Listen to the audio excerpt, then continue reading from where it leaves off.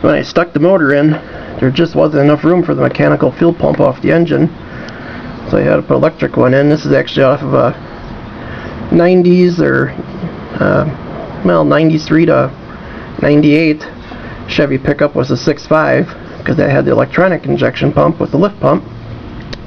So that's the lift pump from that, and it maintains about 8 pounds of pressure at idle. I was always going to put a high flow in, but why? Doesn't really pay. So that took care of that issue. As you can see, it's double framed. Part I added in the original frame. And over here, I get the camera over here. This hose sticking out. That's the engine breather. So like every typical diesel, it makes like a little bit of a haze coming out.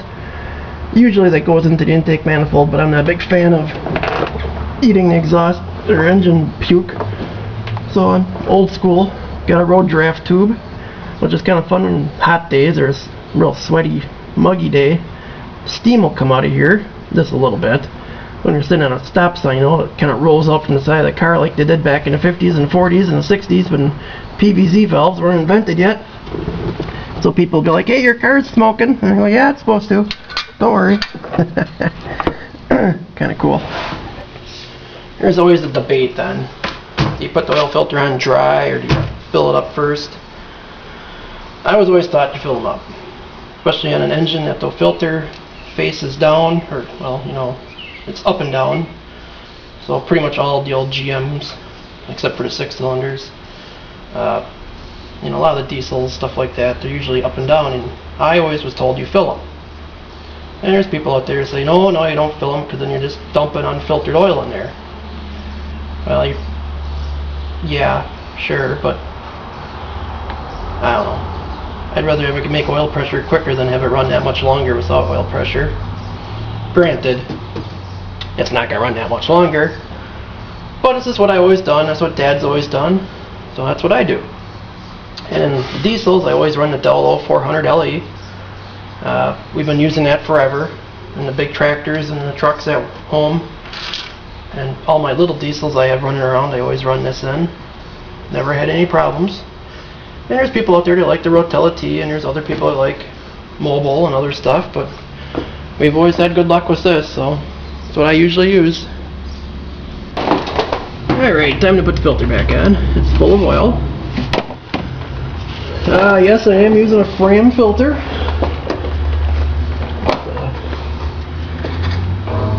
Grew up using frames all my life. Never had any trouble. I know some people say they're bad, and other people say you gotta use Purolator, you gotta use AC Delco, or you gotta use, you know, Wix, Baldwin. Yeah, they're all good filters. My theory is, as long as you change the oil, the filter ain't gonna go bad on you that quick. It's people that don't change your oil, you know, 8,000, 10,000 miles.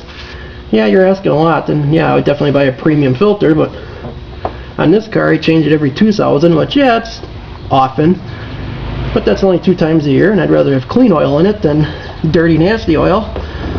So for that extra, you know, $30, that's minor. Alright, now to grease everything, got myself a Lincoln grease gun, electric, way nicer than pumping all the time. I got that side done already, I'll do this side.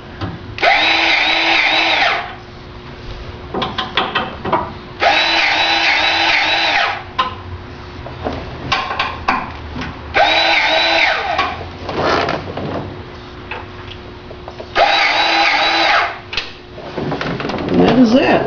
I'll wipe off the excess and it's good to go. Here's a little tip, we'll call it chevahaulic tip of the day. You know, when I'm ever doing a oil change or something on any of my cars, I always, you know, you look it over. Check the ball joints, check the bushings, but that's, you know, that's pretty given, you know, tie rod ends. One thing that people never seem to do is, you know, look at the frame. Look at the welds, you know, look at your motor mounts, look at that stuff, because, yeah, it's not a wearable thing, some of that, and most of it you take for granted that it'll last forever. But, you know, we all got these old cars, and they're old, you know, let's face it, we don't know what they've been through since day one. So, I mean, I had a it was a 71, I believe, Impala came in here once. Guy had a big, gnarly, big block in it, you know, and he wanted me to do the front end rebuild, so I jacked it up and I crawled under there and frames broke. And not because it was rotten or nothing, it was a bad weld or something, and it just broke right there. Who knows how long he was driving it like that, so I, you know, had to take half the car apart and fix the frame. But you know, you got these modified cars, even like this car here, I made all the motor mounts and all that. I mean, none of that's stock. And this thing, being a 6.2, it vibrates like crazy. I mean, it doesn't have a lot of power, but even still, you know, you check that stuff over. So that's my tip of the day. You know, you're out there working on your cars, and you get up on jack stands. You know, take a couple minutes, take a flashlight, and just kind of, you know, look it over. Look it over good. Even if you do it once a year, every spring or every fall, give it a good looking over, because you'd be surprised. Things do break. I mean, this stuff is old. Like I said, it's been around the block. So that's it. That's my tip.